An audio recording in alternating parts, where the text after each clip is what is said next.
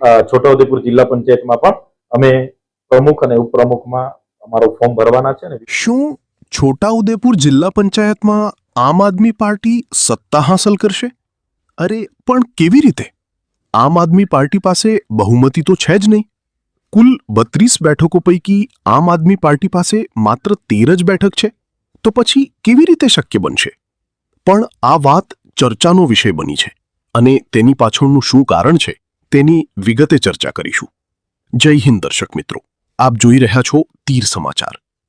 દર્શક મિત્રો, તાલુકા અને જિલ્લા પંચાયતની ચૂંટણીઓ બાદ હવે સત્તાનું સુકાન કોને સુપ્રત થશે તેને લઈ રાજકીય ચર્ચાઓ ચાલી રહી છે.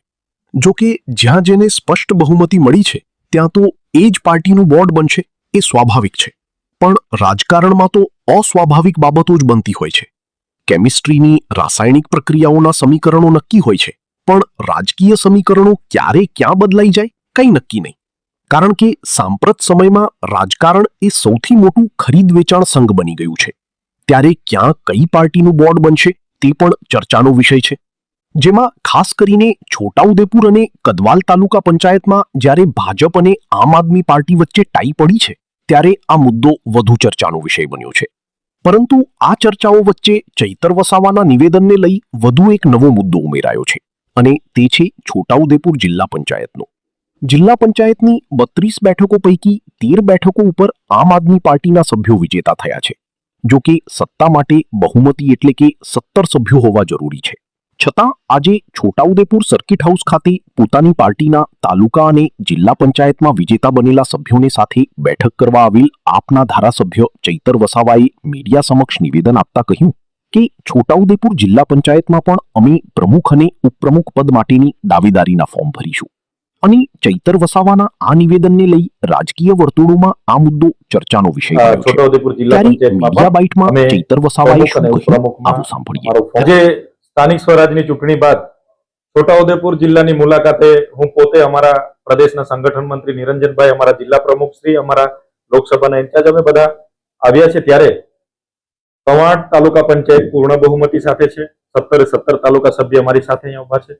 કદવાલના જીતેલા 8 સભ્ય અને છોટાઉદેપુરના જીતેલા 13 સભ્ય અહીંયા હાજર છે. જ્યાં ટાઈ પડી છે કદવાલ અને છોટાઉદેપુર, અને જિલ્લા પંચાયતમાં પણ 13 લોકો અમારા ચૂંટાયા છે. ત્યારે છોટાઉદેપુરની મુલાકાત માટે આવવાનું કારણ એટલું હતું કે જીતેલા સભ્યને મુલાકાત કરી આવનારી તાલુકા, જિલ્લા અને જે પણ ઉપપ્રમુખ પ્રમુખની વરણી છે એમાં આપણે કયો સ્ટેન્ડ લેવાનું, કોને ભરવાનું છે, વિપક્ષમાં કોણ હશે, તાલુકા પ્રમુખ અને ઉપપ્રમુખમાં કોણ હશે, એની સહમતિ લેવા માટે આજે અમે આવ્યા છે. અને કવાંટ, કદવાલ અને છોટાઉદેપુરમાં એની સહમતિ બની ગઈ છે. છોટાઉદેપુર જિલ્લા પંચાયતમાં પણ અમે પ્રમુખ અને ઉપપ્રમુખમાં અમારું ફોર્મ ભરવાના છે અને વિપક્ષના નેતા તરીકે પણ અમારું ફોર્મ ભરવાના છે. આ ટાઈ પડી છે. જનતાએ જે પણ જનાદેશ આપ્યો છે એનો સ્વીકાર કરીએ છીએ.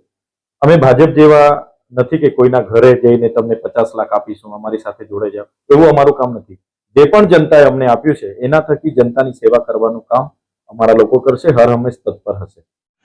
છોટાઉદેપુર સહિત રાજ્ય, દેશ અને દુનિયાના સમાચાર જોવા માટે સબસ્ક્રાઇબ કરો તીર સમાચાર અને બેલ આઇકોન જરૂર દબાવો.